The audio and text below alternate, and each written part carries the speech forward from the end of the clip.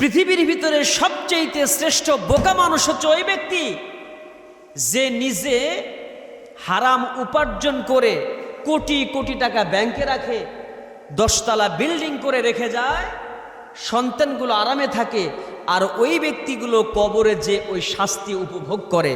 আমাদের সমাজে এ পরিমাণ হারাম উপার্জন চলছে, সুদ, ঘুষ, অবৈধ ইনকাম, মিথ্যা কথার বিনিময়ে ইনকাম, এগুলো কখনো হালাল হতে পারে না।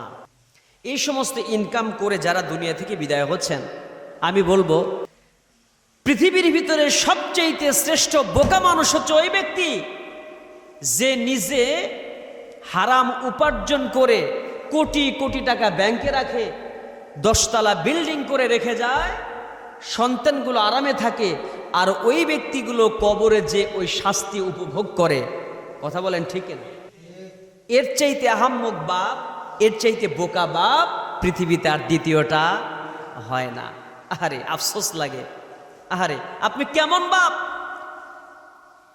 আমাদের সমাজে দেখেন বাপ কয় রকমের হয়। 2 ধরনের বাপের কথা বলি।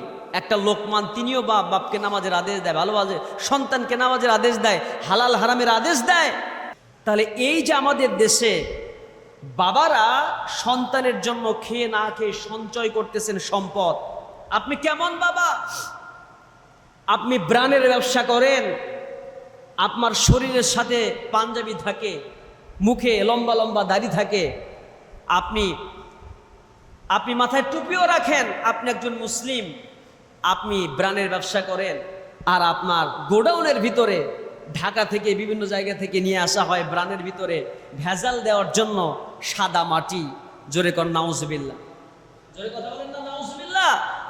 আপনি সাদা মাটি মিশাইয়া দিয়া, ভেজাল দিয়া ব্রান্ডের ব্যবসা করে কোটি কোটি টাকার সঞ্চয় করছেন। এই টাকা আপনার তো কবরে যাবে না, শাস্তি আপনাকেই ভোগ করতে হবে, আর আরামটা আপনার সন্তান উপভোগ করবে। জোরে কথা বলেন। আপনি সুদের টাকাগুলো রাখছেন, সুদের টাকা দিয়ে ব্যাংক ভরাচ্ছেন, এই টাকার শাস্তি আপনাকেই পেতে হবে, কিন্তু আরামটা আপনার সন্তান উপভোগ করবে, এলাকাবাসী আরাম পাবে, আপনার উত্তরাধিকার আরাম পাবে। আপনি ঘুষের টাকা দিয়া আপনি হজ করে আসেন, আপনি ঘুষের টাকা দিয়া আপনি প্রত্যেক বছরে কোটি কোটি টাকার জায়গা কেনেন। জেনে রাখেন এই টাকা দুনিয়াতেই থাকবে, কিন্তু আপনি কবরে নিতে পারবেন না, আর ওই টাকার কারণে কবরে কিন্তু আপনাকে ঠিকই শাস্তি ভোগ করতে হবে। তাহলে এই সমস্ত ব্যক্তিগুলো দুনিয়াতে সবচেয়ে বোকা, সবচেয়ে আহাম্মক ব্যক্তি, যারা আখিরাতের কথা ভাবে না। প্রিয় ভাই আমার, এবং পাশাপাশি জেনে রাখেন যারা অবৈধ ইনকাম করে তাদের সন্তান মানুষ হয় না, মানুষ হবে না, সন্তানদের উপরে একটা প্রভাব পড়ে। এই অবৈধ, আপনার খাবার হালাল না, আপনি সন্তানকে পোশাক কিনে দিয়েছেন, পোশাকটা হারাম, আপনি যে খাবারটা তুলে দিচ্ছেন সন্তানের মুখে, খাবারটা হারাম, তাহলে হারাম খাবার আপনি খান, সন্তানকে খাওয়াচ্ছেন, এটা একটা প্রভাব সন্তানের উপরে পড়বে। আপনার সন্তান মানুষের মতো মানুষ হবে না।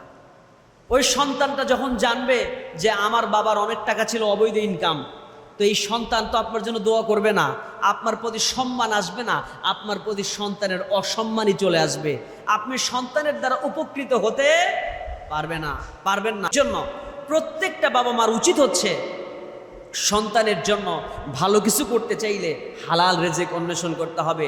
আর হালাল যে ব্যক্তি খাবে না, তার নামাজও আল্লাহর দরবারে কবুল হবে না, রোজাও আল্লাহর দরবারে কবুল হবে না।